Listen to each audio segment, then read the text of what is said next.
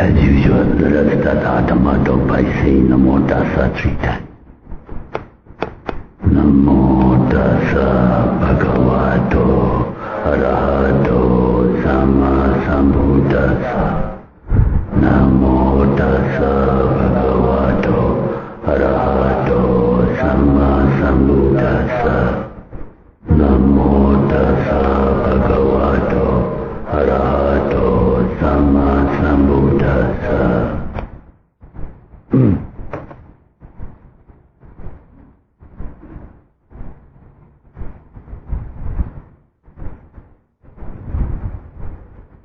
The title of today's Dhamma talk is How to Lead a Life Free from Anxiety or Grief.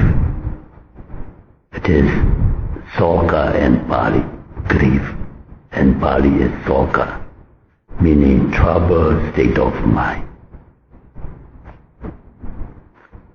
According to the Abhidhamma, it is Domanasa Cetasika, Dukkha Vedana, mentally painful or disagreeable feeling or unpleasant feeling.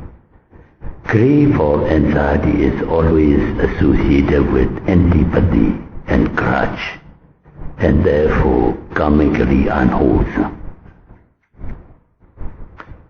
Everyone wishes to live peacefully and happily, free from anxiety or grief. Yet, they are inevitably afflicted with grief somehow or other in their lifetime. When we scrutinize the root cause, it is found that people are immersed in sorrowful state due to one of the 5 forms of ruination or loss. In Pali we call Vyasana. The 5 forms of ruination or Vyasana are 1. Nyati Vyasana, loss of kin or relatives. 2. Bhoga Vyasana, loss of wealth or means. 3. Roga Vyasana, deterioration of health due to illness. 4. Deity Vyasana, dissolution of noble concepts. And 5. Sila Vyasana, dissolution of probity. When one encounters any of these 5 forms of ruination or loss, one is overwhelmed by anxiety or grief. Then, another cause of anxiety or grief is due to one of the 4, and Pali we call asavas. Asavas have many synonyms in English: cankers, influxes, things, corruptions, intoxicants, viruses, etc. There are the 4 fluxions of 1. Kama Sava, crave. The first one is sense desire or sensual desire or kamachanda, Kama Sava. Then Bhava Sava, craving for existence. Number 2. The number 3 is wrong view, Data Sava. And number 4 is ignorance or Avijja Sava. It is most important to know how to expel grief or anxiety. It cannot be done by scientific experiments. It can only be achieved by our Lord Buddha's Dharma. The Lord Buddha has advocated the sure way of eradication of grief in his admonishment on Satipatthana Sutta, or the 4 foundations of mindfulness. Buddha said, "O dear sons and daughters," he said, "Ekayano, there is no other way.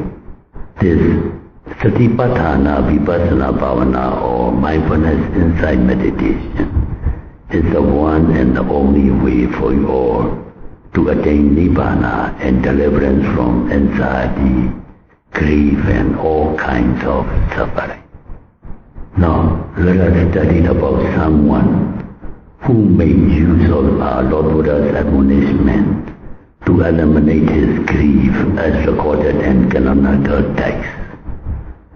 The incident took place in Indian capital city of Rajagaha, over 2,500 years ago. At that time, Lord Buddha was residing at the King Bimbisara Maharaja's Veluvana Garden Monastery.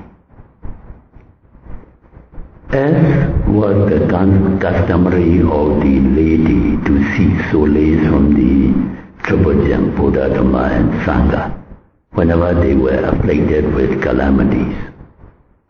One day this Maharaja, King Bimbisara's youthful son, Prince Abhaya Raja Kumara, he appeared before the Lord Buddha. He bowed down in front of our Lord Buddha, wailing and imploring to quench his grief-stricken burning heart at the death of his beloved dancer girl.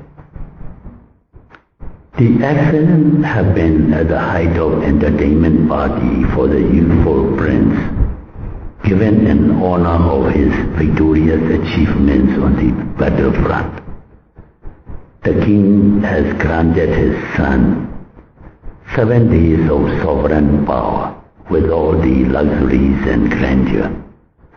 On the last day of festivities, while the young beautiful dancer was charming the youthful prince with all her arts and craft, she dropped dead at the climax of the garden revelry.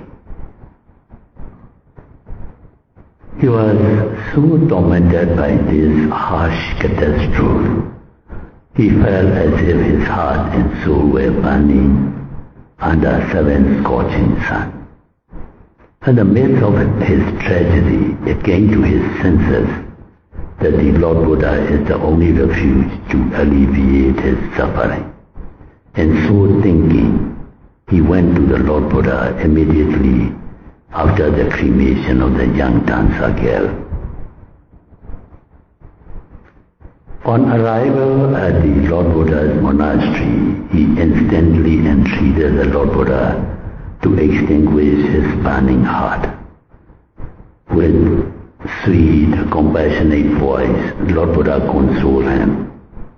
O young prince, brace yourself up, be mindful and do not be desperate. Due to your firm attachment to this girl, you have shed infinite amount of tears at the loss of her also in your past existences. On hearing Lord Buddha's soothing words, the young prince's grief alleviated, and he gained spiritual urgency in the wake of apprehension at the prospect of a continuum of rebirth and suffering. Then the Lord Buddha continued. He said, now be attentive, be cautious, and just consider how your body is like a king's decorated coach, which gradually lost its grandeur and finally disintegrates. Your body, a composite of 5 aggregates of physical and mental phenomena, is impermanent, arising and dissolving moment to moment. It is unsatisfactory, impersonal, and is nothing worthy of attachment. The young prince, while listening the Lord Buddha's admonishment very attentively, he contemplated on all physical and mental phenomena. With clear comprehension, he perceives the impermanence of all meditation objects and their unsatisfactoriness and egolessness. His meditation insight progresses step by step, and finally he realized Nibbana by achieving the Sodapati Mega Jnana. Thereby he was delivered from his suffering, and he was suffused with bliss and tranquility. So also may all meditators diligently practice the Satipatthana Vipassana Bhavana or mindfulness insight meditation and attain various insight jnana in the shortest possible time. 同样的，这一切的禅修者可以勤奋的修三世达他那维巴哈那，这便是内观内禅，以导乐陈述各种不同的内观智慧。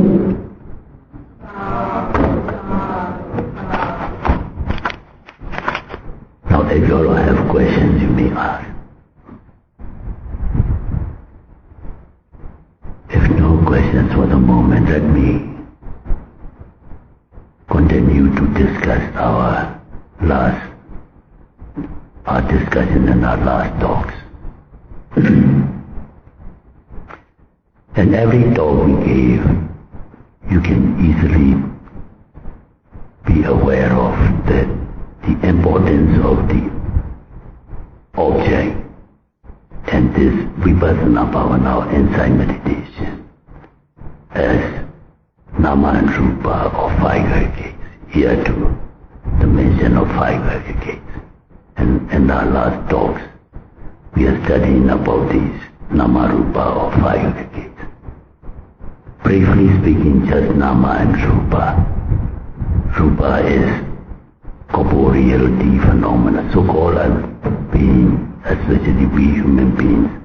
And this Vipassana Bhavana, as I often stress, we take this physical body, or in other words, Paramatha Dhamma, ultimate truth, as meditation objects, and we had to observe these objects. So we must clearly understand what is Nama and what is Rupa, meaning what is mind and what is matter. And that we've been discussing in our last talks. And let us continue to discuss about it. Why we had to take this Nama Rupa or five aggregate as our object of meditation, that too I have given already the reason. And Dhammacakkappavattana Sutta. This is the beginning and the end of all Buddha's teaching. The main essence of our Buddha's teaching is the Four Noble Truths.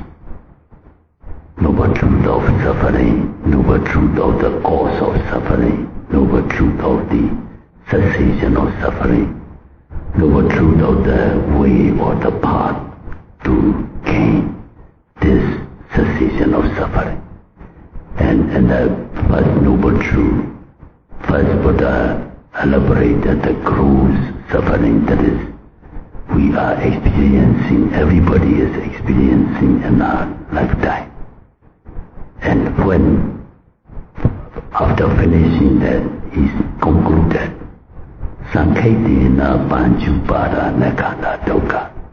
Briefly speaking, suffering means these five aggregates of clinging or grasping. Because we cling to or we grasp these five aggregates as I, my, and my ego or my atta. So this is the main cause of suffering. So we must understand this clearly. That's why we have to take either this as Nama Rupa or five aggregates as our object of meditation. We have to have clear understanding of this first as Nama and Rupa, so-called a being or a person is just composed of psychophysical complex, this physical body or material phenomena and the mind. So first you must understand the basic difference of the mind and the matter. Matter is composed of four gross elements. Actually, in Abhidhamma, Buddha has expounded 28 material phenomena. Never mind. In our meditation and practical meditation, we need to know only these four elements that constitute matter. And that too I have many times explained, and most of you are familiar about how to verify in your meditation these four gross elements of 1, Patavi or earth element, 2, Apo or water element, 3, Tejo or heat element, and 4, Vaya or wind element. So that how to identify, how to experience in your meditation I've already explained many times.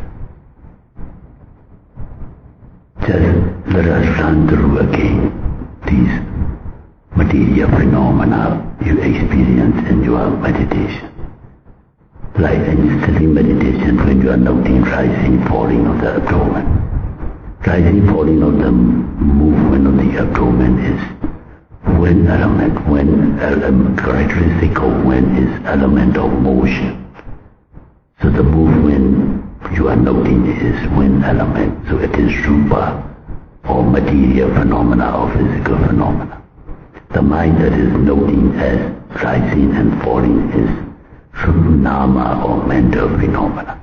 And this much difference you must be able to discern. So also in walking meditation, when you are noting the steps, either right step, left step, or lifting, putting down, lifting, moving, putting down. These are noting the element of motion, vaya or dhatu.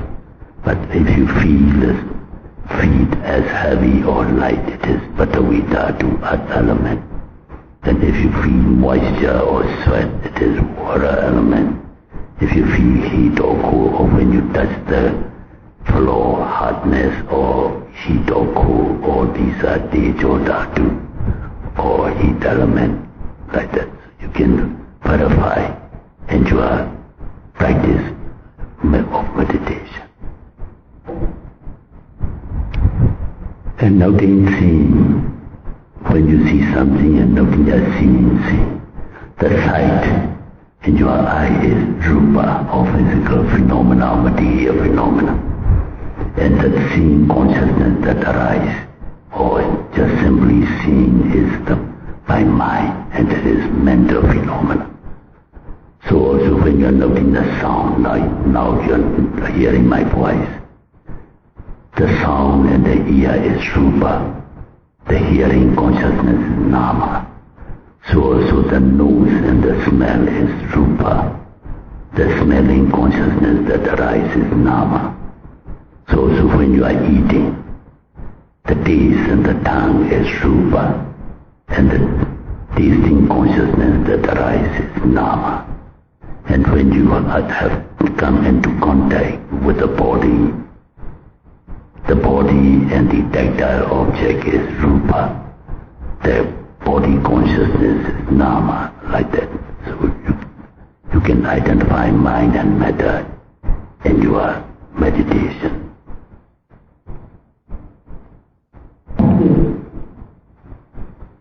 So this physical phenomena or material phenomena, being gross, is easily one can experience, and we have many times talked about it.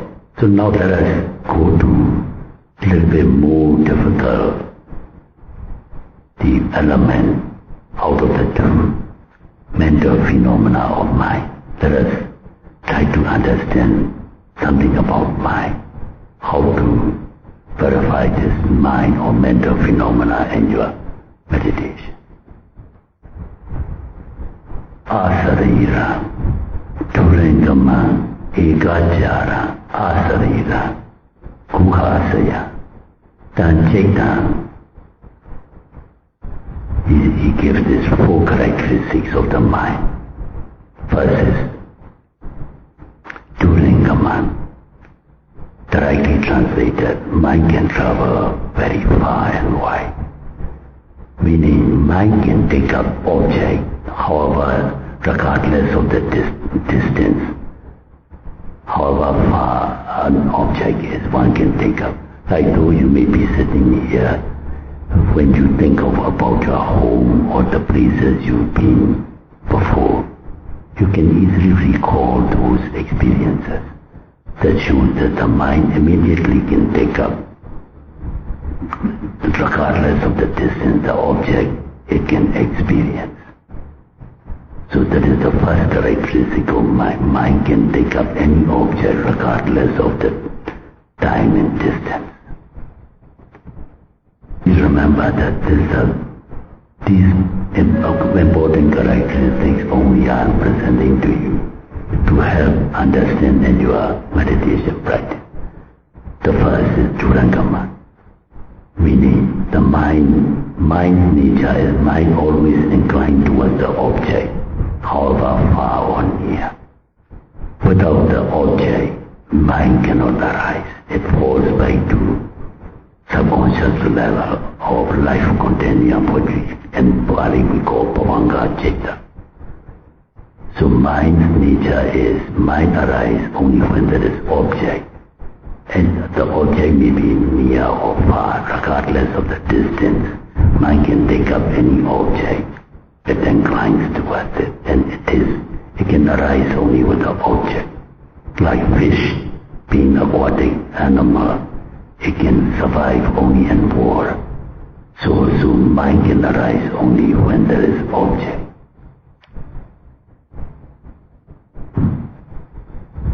Then the second characteristic Buddha said is Eka Jara, meaning Eka means one, Jara means if one is about alone, Buddha said, just to understand, use in layman's terms. Meaning mind can arise only one at a time, one thought, moment arise one at a time. Meaning mind can take up only one object at a time, and that is very important characteristic to remember and not to confuse your experience. Like supposing when you are noting a wandering mind, if you are noting mind become strong or fully aware, the thought cannot continue. That's how we note that wandering mind or thoughts, like wandering, thinking. Not to just push it away. If you note it that way, if your noting mind is strong, because mind can take up, when this noting function, then it cannot think. Because it can take up only one object at a time. So we use this characteristic of the mind or the function of the mind and giving you just to note it, like when the thoughts or wandering mind comes, just no wandering, or thinking. When your noting becomes strong, then the thought cannot continue. It stops, then come back to main object. Like that.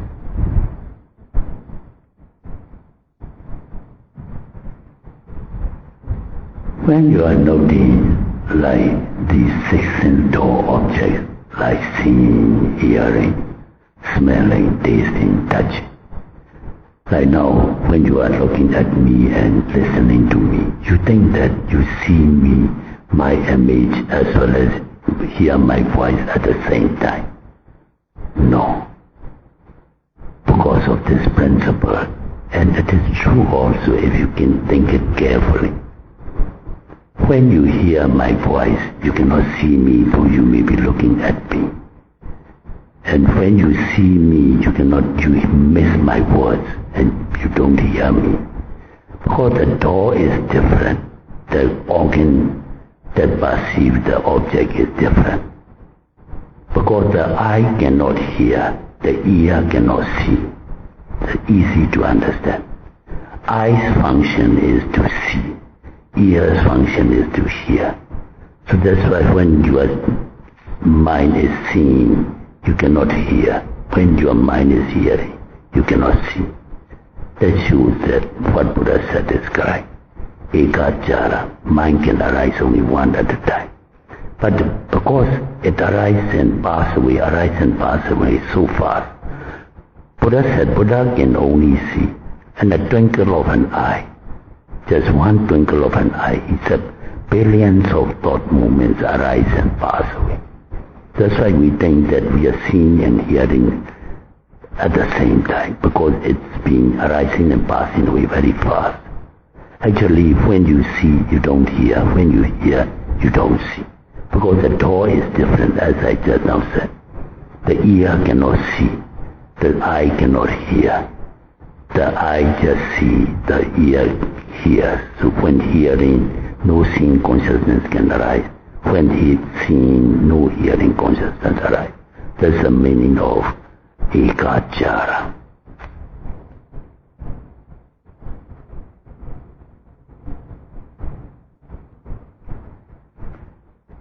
And the third characteristic is, Buddha said, mind is asarira. Asarira means A is negative, sarira means this physical body, meaning it is not rupa. The two, we have basically distinguished between the two. What is the mind? Mind is no matter. It is not a matter. It cannot be identified like material phenomena. For material, matter is made up of four gross elements. We call Mahabhuta. Maha means great, Buddha's elements. Great elements, four great elements. As if it is matter, we must be able to identify with these characteristics. To put a vita to or earth element is solidity or hardness, softness, roughness, smoothness that you are experiencing in meditation. Then we can easily identify that this is rupa, patavita to earth element. So also water is fluidity, has a cohesive property, a moisture, wet or like sweating, saliva, when you go to toilet, urinating, all these are water elements. We can identify matter. But mind being not composed of these gross elements. That is why Buddha said asarira. So we must be able to discern the two differently. If you can identify any unit with this material phenomena, it is a matter. And asarira, if it is not matter, it is mind. So what is the mind? Mind is no matter. What is matter? What is matter? Never mind. It is never mind. So just remember these by these mnemonics. What is matter? Never mind. What is mind? No matter. That's why Buddha said asarira. So these are the three characteristics. Turangama, ekachara, asarira. The fourth characteristic Buddha expounded here is guhasaya. Guhasaya means mind resides in a cave, hollow cave. So here, not much matter about a practical meditation, but those who study, those who take interest in scholarly studies, and when one tends to compromise with the modern medical science, one may be a little bit confused. Buddha said mind resides, mind dwells in cave, and a hollow organ means. And Abhidhamma he said, Kuhabo Kadye Vatu. Because any consciousness to arise, there must be material base. That's why we are made up of mind and matter, or nama and rupa. So the consciousness to arise, heart base, Buddha said, and medical science said, mostly attribute to this mind's function is by the brain. So how to compromise these two? Yeah, because as you all know, Western science, they only emphasize on matter and material phenomena, and they don't pay much emphasis on mental side. All living beings, except the four topmost arupa realms and one asanya sata realm, excepting these five, all other beings and other planes of existences are made up of mind and matter, Nama and Rupa. And out of the two, mind is the chief or the main. Buddha said, Mano Bhopangama Dhamma. Mind is the forerunner of all phenomena in this world and our life. So, in Buddhist philosophy, we give emphasis to mind. Not that we neglect matter, but I said emphasis because mind is the one, the forerunner of every phenomenon. Like why you all are here? Because in your mind you intend to intensive practice or to learn Dharma. Then you are here. Mind leads you here. And mind is that leads a person whether to do good or to do bad, to go evil or to be good, noble. All everything depends on the mind. This physical body is just instrumental for these mind and mental fighters to arise. So we give the mind emphasis in Buddhist teaching. In our Buddha's teaching, there are two levels of the mind. One is subconscious mind. And this is the mind that is perpetuating our life for one existence from the moment of conception until death. And this mental stream is called Bhavanga Citta, one type of mind. Bhavanga Citta, it is translated in English as life continuum because it perpetuates or it continues from the moment of conception until we die, when the last mind in this life is called Chuti Citta, death consciousness. The very first consciousness that arises at the time of conception is Patisanti Citta, relinking consciousness. And between the two is the continuous stream of this life continuum we call Bhavanga Citta. I think if you all of you might have known the streams and rivers. They have two currents. One is undercurrent and the superficial current. Undercurrent is the steady flow of that particular river or the stream that's going on in the lower level of the lower depth of the river.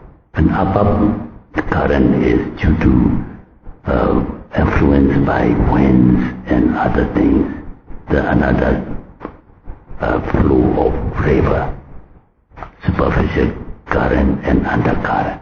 So also the mind is in two stages. One is we call this Bhavanga Citta or subconscious mind. And when some object is presented to our sense or doors, like when a person is coming towards the eye door, then this Bhavanga Citta is cut off and it arises into Viti Citta. Paliwa Viti Citta means processed thought. And for the same consciousness to arise, that is how the mind acts. It sinks back to Bhavanga Citta, and when there is object to take up, it comes up to Viti Citta. So it is alternating. When Viti Citta arises, after arising it dissolves, then it falls back to Bhavanga Citta, like that is moving about.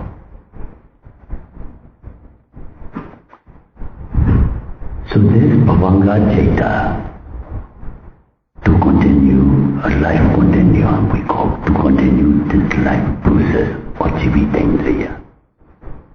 It has to base on this heart. And that tallies with the medical science.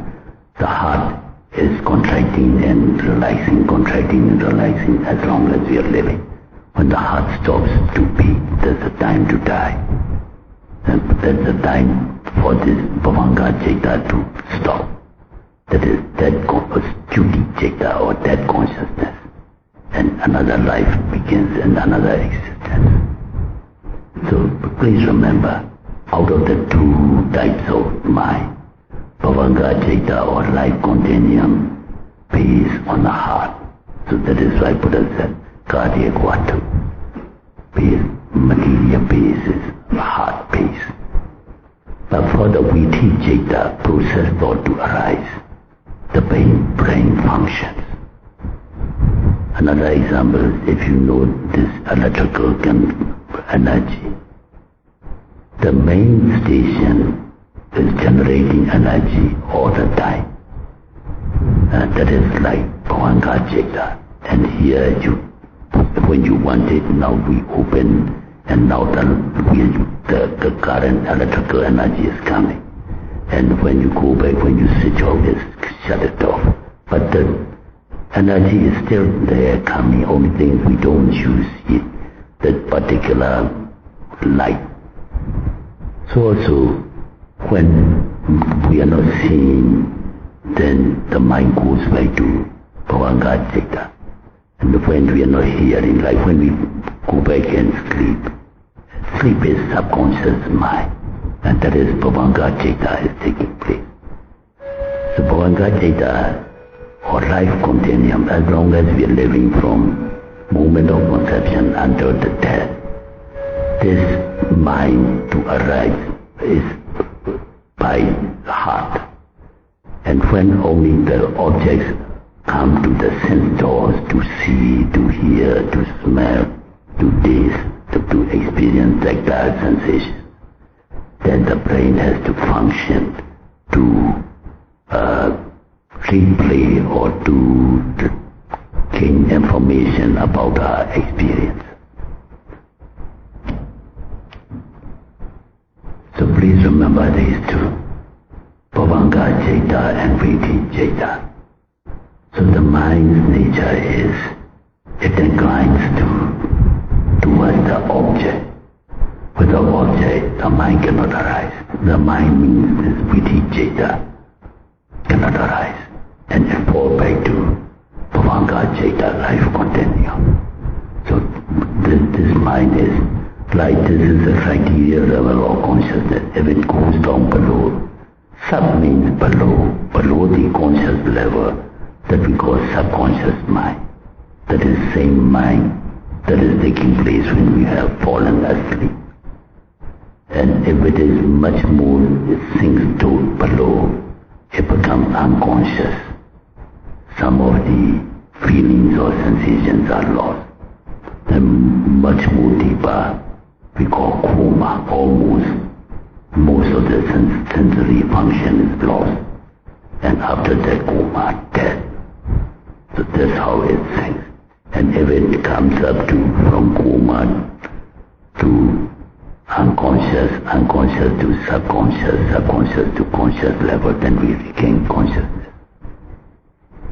So that's why dreams always come just before we wake up. And everybody experiences dreams. Whenever we dream, we wake up before it finishes, because when we are about to wake up, only the mind can take up these objects, and they present it to our main mind as dreams. Actually, these are false visions or false figures.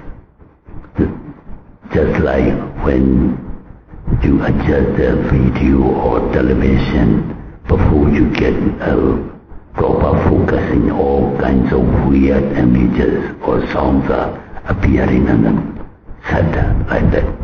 So these dreams are too. That's why mostly in coordinate subjects or things we see or hear in the dream. This is because when it is not totally unconscious and not totally fully conscious yet at the criteria level, and these images started appearing and we take it as dreams. So basically just Rupa and Nama. Nama is mind. Actually, and this Nama and Paramatma Dhamma and Abhidhamma Buddha classified into mind and its concomitants or accompaniments. In Pali we call Cetasika. Ceta and Cetasika. Mind is, in Pali, Ceta. Its mental fighters or accompaniments are Cetasika, mind and mental. So it comes under collectively as Nama and Rupa. So, regarding this mind, Buddha even as far as classifying 81 mundane Ceta, 8 supramundane, total 89, and Cetasika or mental fighters 52, like that, because of his immense wisdom. Never mind.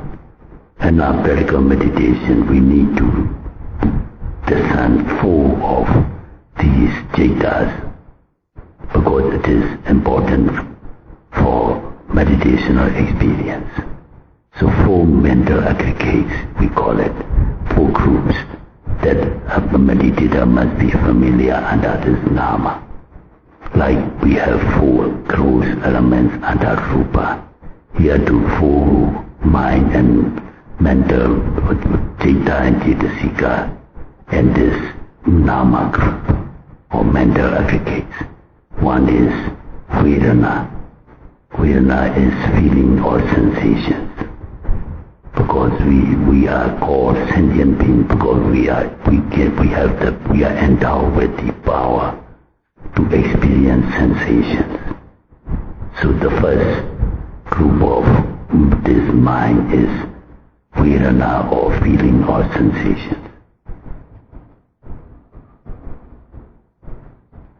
Then the second mental factor is Sanya or perception.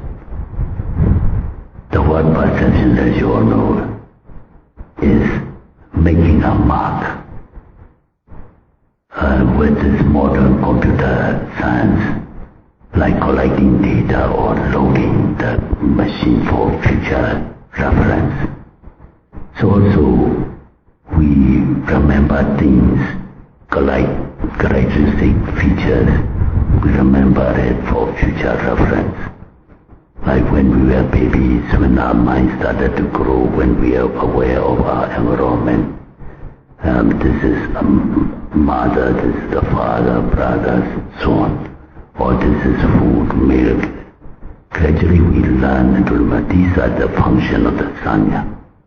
So Sanya is, that's why translated as perception. This is the second mental group. 心的第二项是参加奖励或一些认知的能力。这个参加这个认知代表他记得东西，他记录东西，好像电脑这样，现在的电脑可以拿来储藏一些资料。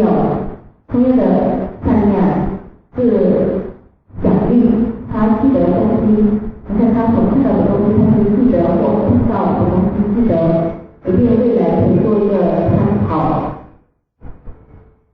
好像这个当他长大了，后来当他越来越长大，这个小孩子他就会开始记得他周围的东西，他会记得这些父亲、母亲、他的弟兄姐妹，这些他的难题，或他会记得他的东西。同样的，我们参加奖励，因为记得我们所贴近的东西，以及未来可以做一个参考。And the third mental factor is Sankhara. Pali word Sankhara translated as volition or intention. Like now you all are paying attention, making effort to pay attention, to understand. That is the work of Sankhara. Intention or volition. Actually, the 2 parts. This is the main action, or the action that is prompting, and the action taking place is we call mental formations. So both are Sankhara. And the 4th group is Vijnana. Vijnana means consciousness, because it completes the process of this mind. So please remember there are 4 groups or 4 mental groups. Vedana, feeling or sensation, sanya, perception, sankhara, volition, and vijnana, consciousness. These are 4 aggregates or 4 groups that come under nama. And the 4 groups under the rupa is Patavi, Abo, Tejo, and Vayu. So as a meditator, we must be able to identify and see these so-called 5 aggregates. 1 rupa, khana, rupa, material aggregate, and 4 mental aggregates.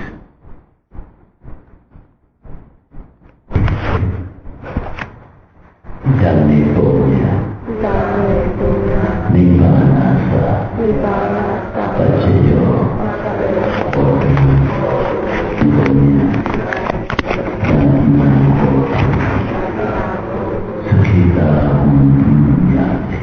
sekitar hontunya,